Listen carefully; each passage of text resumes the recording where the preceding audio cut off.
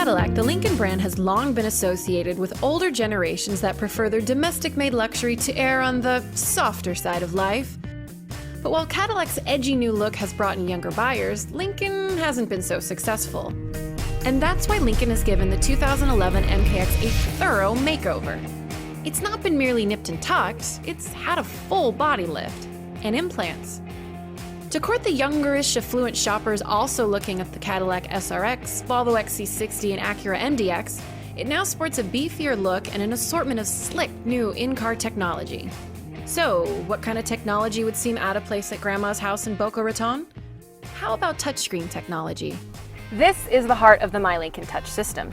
Down here you have two USB ports, video input, and an SD port. The touch system itself is split into two sections. Up here you have an actual screen. Down here you have controls where you can control the volume and fan speed. You can control navigation, phone, climate control, and your sound through this touch screen. But there is a little bit of a lag, whereas this system down here seems to be more responsive. Driving the car, we found the lower controls were also harder to use. Without any tactile feedback for reference, trying to touch each bar in the desired spot while watching the road was difficult. That's why we found ourselves using the MKX's sync system or steering wheel mounted controls. And did I mention that there's a sound system?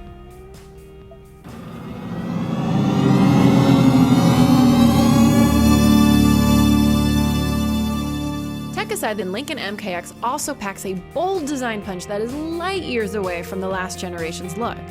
Lincoln calls the MKX's new look flowing, we call it in your face, especially in the front, where there's no escaping the vehicle's oversized grille, which makes most of the other exterior design tweaks fade into the background. We dig the new look, mostly. Inside, the MKX isn't quite as provocative looking, but it's still geared towards a younger buyer. HD radio and heated and cooled leather seats, leather on the dash, this brushed metal trim, and, if you choose to get it, this panoramic sunroof. Like most of its competitors, the MKX doesn't offer a third row, but there's plenty of space for 5. The second row seats are pretty roomy. I've got this front seat back as far as it will go, and I've still got plenty of leg room here. Of course, if I want to make myself even more comfortable, I can recline this seat. Powering the MKX is a new 3.7-liter V6, which puts out 305 horsepower and 280 pound-feet of torque. And it's not the only powertrain change. New for 2011 is a 6-speed select-shift automatic transmission with manual mode. Now, if you're hoping for paddle shifters or the chance to manipulate the shifter yourself, you're out of luck, and you're gonna have to look elsewhere. All of your shifts are through this button right here. That button comes in handy. The 6-speed transmission helps the MKX achieve a 1 mile per gallon bump up in both city and highway fuel economy. But that means it tries to stay in the higher gears as much as possible in order to deliver that fuel efficiency. When coasting around town, it's not all that noticeable. However, try to pick up some speed or encounter an incline, and the transmission lags when you'd prefer a downshift for power. Lincoln went to great lengths to make the 2011 MKX a quiet ride.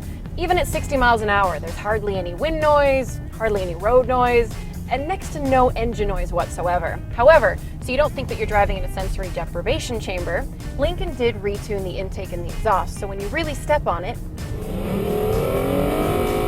you still get a refined growl out of the engine.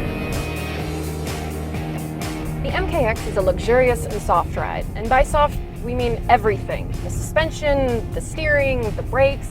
So if you're someone that prefers something a little sportier with more feel in the steering and brakes with more grab, you'd probably be happier looking elsewhere.